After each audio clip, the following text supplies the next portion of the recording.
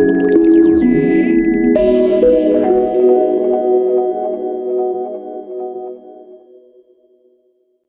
just want to remind us that our ethics are the proof and the evidence of our faith. When Allah subhanahu wa ta'ala looks at us, He looks at our ethics. He looks at our values. And if somebody were to ask you today, how do you know whether a person is a Muslim or not? You will say, I know a person is a Muslim or not when he says, Ashhadu an la ilaha illallah wa ashhadu anna Muhammadan Rasulullah. When he says that, I believe him to be a Muslim. Or if a person comes up to me and says, I'm a Muslim, I have no reason to doubt that person. During one of the battles, one of the companions of the Holy Prophet was fighting against the enemy. And just as he was about to kill the enemy said, Ashhadu an la ilaha illallah wa ashhadu anna Muhammadan Rasulullah. The companion of the Prophet looked at him and said, really? At this time? You think I'm going to believe you? And he brought down his sword and killed that person. When the Prophet of Allah found out, he was very upset. He said, how dare you do that? Did you open up his heart? Did you look into his heart?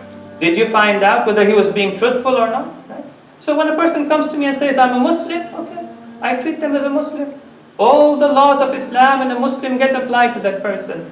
But the question is, when Allah subhanahu wa ta'ala looks at me, when Allah subhanahu wa ta'ala judges me, what does He judge me by? He judges me by two things. One is my faith, the other is my character. Now I want to share two hadith with you which I hope you will take away from today, inshallah. The first hadith, the fifth holy Imam, Imam al-Baqir, alayhi afdalu salati wa salam. He says to one of his companions, Ya Sulaiman, atadri manil Muslim? Do you know who is a Muslim? The companions were very polite. So he says to the Imam, Ju'iltu fidaka anta a'lam. May I be ransom for you? You are more knowledgeable than me. So the Imam says to him, Al-Muslim man salim al-Muslimuna min lisanihi wa yadih. A Muslim is that person whom other Muslims are at peace, they are protected from his tongue and his hands. Meaning that he doesn't wrong them verbally, he doesn't wrong them physically, he doesn't wrong them financially. In another hadith from the sixth Imam, he says, if you want to know whether a person has faith in his heart or not, how do you know? The Imam says, لا تغتروا بصلاتهم ولا بصيامهم. Don't get deceived by a person's prayer. Don't get deceived by a person's fasting. Another hadith, he says, don't get deceived by the length of a person's ruku. Don't get deceived by a length of the person's sujood. Prayer is important. Prayer is wajib. Fasting is important. Fasting is wajib. But prayer and fasting is not enough. So how do I know whether a person has faith or not? Whether I can trust them or not? Right? Because sometimes, for example, you want to enter a business transaction with a person. Sometimes you want to get married, or you want someone to get married to a person. How do you know that person is trustworthy and faithful or not? The Imam says two things. وَلَكِنْ اِخْتَبِرُوهُمْ عِنْدَ صِدْقِ الْحَدِيثِ وَأَدَاءِ الْأَمَانَةِ. Test them. When it comes to speaking the truth, are they willing to speak the truth even when it's not in their interest?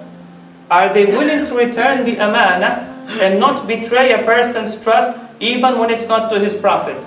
If he is willing to do that, this person has faith. Now, one last point.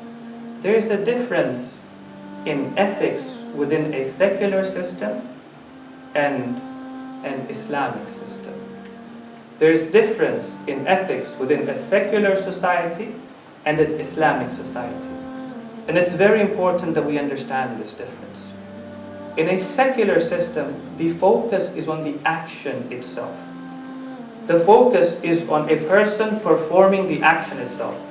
So for example, the society will ask you, and that's the case in today's society, it will ask you to speak the truth.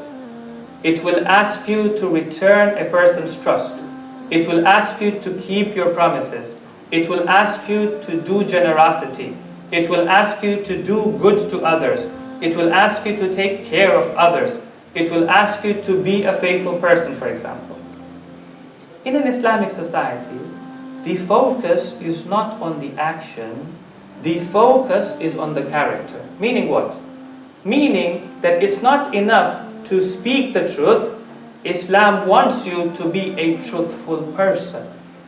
It's not enough to do acts of generosity. Islam wants you to be a generous person.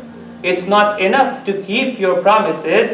Islam wants you to be a person who enjoys keeping his promises and likes to keep his promises. It's not enough to do good. Islam wants you to be a person who does good. Allah subhanahu wa ta'ala says in the Quran, وَأَحْسِنُوا إِنَّ اللَّهَ يُحِبُّ الْمُحْسِنِينَ. And do good, for surely Allah subhanahu wa ta'ala loves what? He doesn't say Allah subhanahu wa ta'ala loves acts of kindness. إِنَّ اللَّهَ يُحِبُّ الْمُحْسِنِينَ. He loves those people who have the character of doing